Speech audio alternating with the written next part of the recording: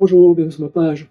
Aujourd'hui, je vais vous parler de Jim Shooter. Beaucoup de choses ont été dites sur l'ancien rédacteur en chef de Marvel.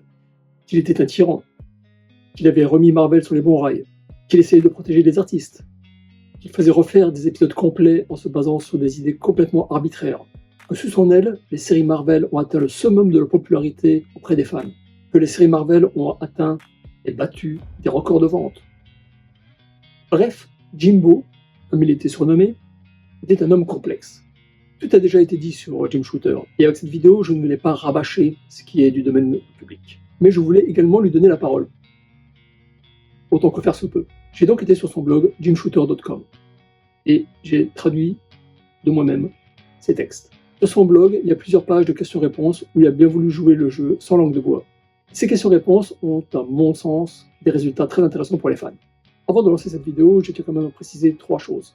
Tout ce qui suit est une traduction par mes soins des textes de Jimbo. Il s'agit de son opinion, pas du mien. 2. Parfois, Jimbo confond des dates, mélange des dates, et il affirme de temps en temps des choses qui sont complètement fausses. Lorsque je le sais, je le signale, avec ce bandeau. Et troisièmement, nous sommes tous les héros de notre propre histoire. C'est tout à fait normal. Jim Shooter, dans ses souvenirs, se donne toujours le beau rôle. Nous faisons tous pareil. Allez, suivez le guide. Pourquoi avoir choisi Mike Zeck pour dessiner la maxi-série des Guerres secrètes? Mike était disponible et j'ai pensé qu'il ferait l'affaire. Mike a fait un excellent travail sur Master of Kung Fu. Secret Wars présentait de nouveaux défis, comme créer le design d'objets extraterrestres et des scènes d'action à grande échelle. Ces dernières étaient complètement nouvelles pour Mike, car tous ses travaux précédents mettaient en scène un seul personnage, comme Master of Kung Fu et Punisher, et j'ai donc dû lui faire des esquisses à format réduit, comme je l'avais fait à l'époque pour Kurt Swan et bien d'autres chez DC. En ce qui concerne tout ce qu'il a fallu designer, il s'en est sorti haut la main. Admirez par exemple le costume noir de l'araignée. En ce qui concerne ses talents artistiques, je suis un fan de Mike Zeck, et je pense qu'il dessine très bien de très nombreuses choses. Mais je me suis rapidement rendu compte que les scènes de grande ampleur et l'action à grande échelle n'étaient pas son fort. Et au fait, les remplissages bouche-trou de Bob Layton étaient encore pires. Notez que Jim Shooter en veut énormément à Bob Layton suite à leur passif commun chez Valiant. Ceci explique peut-être ce commentaire très négatif de Jim Shooter qui n'est pas coutumier du fait. En tant que dessinateur, Zeck n'était tout simplement pas fait pour dessiner des épopées. J'adore le commentaire de Denis O'Neill qui dit qu'on aurait casté des dessinateurs pour les séries, comme on caste des acteurs pour un film. On aurait peut-être dû faire un meilleur casting. Parce que sur Secret Wars, j'étais le scénariste et que j'ai l'habitude de déférer ce genre de responsabilité à l'éditeur, je n'ai pas utilisé mon pouvoir de rédacteur en chef pour choisir un autre dessinateur que Zeck. De toute façon, je n'aurais rien dit contre lui. Comme je l'ai dit à l'époque, comme je le dis encore maintenant, je pense que c'est toujours un dessinateur exceptionnel. Au cours de notre collaboration durant toutes ces années, nous avons simplement découvert qu'il n'était pas fait pour raconter des histoires épiques. C'est tout. Y a-t-il réellement des gens chez Marvel qui ont essayé de remplir le courrier des lecteurs des comics de Jack Kirby avec des lettres négatives? Marvel paye généralement les scénaristes pour lire le courrier des lecteurs, choisir quelques lettres représentatives et les publier dans le courrier des lecteurs de la série. Jack Kirby vivant en Californie à ce moment-là, et ne voulant pas s'occuper du courrier des lecteurs, on assigna quelqu'un d'autre pour ce rôle, David Anthony Kraft, surnommé Deck, avant que je ne devienne rédacteur en chef. Deck choisit principalement des lettres négatives. Jack m'appela et s'en plaignit. L'excuse de Kraft était qu'il faisait un courrier des lecteurs honnête, qui reproduisait le ton général du courrier. N'importe quoi. Le courrier des lecteurs ne doit jamais dénigrer le comics dans lequel il est publié. Sur le sujet, je me la suis fait mettre bien profond par Jim Shooter. J'ai lu quelques interviews où on en parlait, et on m'a rapporté d'autres exemples. Je suis toujours curieux de savoir comment, exactement, je la leur ai mise bien profond. Est-ce que j'ai volé leur argent? Est-ce que j'ai couché avec leurs femmes? Donné de la drogue à leurs enfants? Quel a été mon crime, exactement? Mis à part quelques exemples exagérés, comme l'interview de Doug Munch, où il m'accuse d'avoir causé la mort de Jindal, interlude pub, reportez-vous à ma vidéo sur Jindal, interlude pub fini. Donc, mis à part cette interview, voici les crimes dont je suis généralement accusé. 1. J'ai dirigé le créateur en question, c'est-à-dire que je lui ai dit quoi faire, ou j'ai refusé de l'autoriser à faire quelque chose. 2. Je n'ai pas été assez gentil. Je n'ai pas adouci suffisamment mes directives. J'ai été méchant.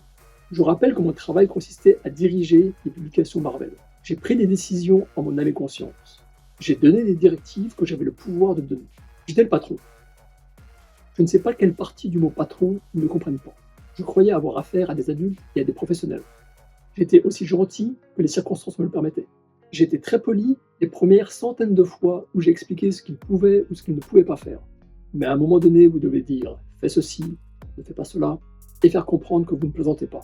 Après avoir quitté Marvel, j'ai entendu dire que Chris Claremont avait organisé une fête se moquant de mon départ, sur l'air de Ding Dong, la sorcière est morte. Je ne sais pas si c'est vrai, mais durant nos années de collaboration, Chris et moi avons eu des désaccords. 2 ans plus tard, j'ai croisé Chris à la convention de San Diego. Il m'approcha pour me dire bonjour et me serrer la main. Je dois dire que ma première réaction a été de me demander s'il était tardé. Nous avons discuté. C'était peu après qu'il était viré de X-Men. La série dont il a écrit chaque numéro pendant quoi? 17 ans? La franchise qu'il a construite de ses propres mains. Chris m'a dit que même si nous avions eu des désaccords, c'était toujours en rapport avec les personnages et les histoires. Et est-ce que ce n'est pas le seul sujet sur lequel scénaristes et éditeurs devraient se quereller? Il m'a dit, et c'est quasiment une citation, « Tu ne t'es jamais approprié ma série ». Chris a travaillé avec moi quelques temps plus tard chez Defiant, avant que le navire ne coule. Une fois en ma présence, John Byrne a testifié au tribunal qu'il a gagné plus de 10 millions de dollars lors de son passage chez Marvel. On dirait que je lui ai vraiment mise bien profond. J'ai toujours refusé d'avoir un double standard, avec des situations où l'artiste A doit redessiner une scène inappropriée, mais la superstar B est autorisée à aller de l'avant avec le même genre de scène où le personnage n'agit pas comme il le devrait. C'était mon travail de protéger ces personnages et ces franchises. Les personnages, les histoires passent avant l'ego de n'importe quelle superstar. Tom Brady continue à s'entraîner quotidiennement. Albert Pujol prend des leçons de maniement de batte. Duane Wade étudie l'art cinématographique. On attend d'eux qu'ils agissent avec une rare perfection et ils le font régulièrement. C'est pour cela qu'ils sont payés plus que les autres. J'estime que l'artiste doit donner son maximum pour chaque travail. Il y a quelques artistes qui sont tellement doués que même en donnant la moitié d'eux-mêmes, leur travail était quand même meilleur que ce que faisaient les autres. Je ne me contenterai jamais de ce résultat. C'est du tir au flanc, quoique à un niveau très élevé. J'exige d'eux qu'ils donnent le meilleur d'eux-mêmes. C'est pour cela qu'ils sont payés beaucoup plus que les autres. Je présume qu'ils ne m'aimaient pas beaucoup à l'époque, et toujours pas plus maintenant. La plupart des superstars donnent toujours le meilleur d'eux-mêmes. Je ne pense pas que Bill Sienkiewicz, Walt Simonson, Wheezy, Michael Golden, Terry Austin, et vous pouvez sûrement faire une meilleure liste que moi-même, je ne pense pas que ces gens peuvent donner moins que le meilleur d'eux-mêmes, même s'ils gagnaient moins, même s'ils n'étaient pas payés. Ce qui est rigolo, c'est que eux s'entendaient bien avec moi, et ils s'entendent toujours bien avec moi. La vérité, c'est que j'ai permis une grande liberté créative. Certains en ont tiré parti, en ont fait un excellent travail. D'autres ont simplement essayé d'en profiter. Si je devais le refaire, je présume que les mêmes personnes se plaindraient à nouveau. Je peux vivre avec ça. Si vous lisez l'anglais, même avec un dictionnaire, il n'y a pas de honte, c'est comme ça que moi-même je commençais. Je ne peux que vous conseiller et vous encourager à lire son blog dont j'ai tiré toutes les informations de cette vidéo. C'est très bien écrit. Je veux vous dire que Shooter est un conteur né. Donc, il écrit comme on écrirait pour un livre. Et en plus, il s'agit des coulisses du monde des comics, à découvrir de toute urgence. Avec cette vidéo, j'ai essayé de vous faire découvrir une autre facette de Jim Shooter. Je pense qu'il est surtout connu négativement à cause de ses tendances mégalomaniaques à diriger des équipes artistiques. Mais on oublie, on ne sait pas, que sous sa direction, les comics Marvel étaient toujours imprimés à temps. Que les artistes ont vu leur salaire augmenter, que les artistes ont pu récupérer leur planche originale, qu'ils ont pu conserver les droits de leur création artistique. C'est Jim Shooter qui a fait créer la ligne Epic. La ligne Epic qui ensuite a donné naissance à Vertigo chez DC. Alors Jim Shooter a un monstre d'autoritarisme ou un saint? Je pense que comme toujours, la vérité se trouve entre les deux. Merci de soutenir mon travail avec un pouce bleu, de vous abonner, partagez la vidéo, commentez-la. Retrouvez-moi sur les réseaux sociaux, Instagram, Facebook, l'onglet communauté de la page YouTube. Lisez plein de comics créatifs et je vous dis à très bientôt. Ciao ciao.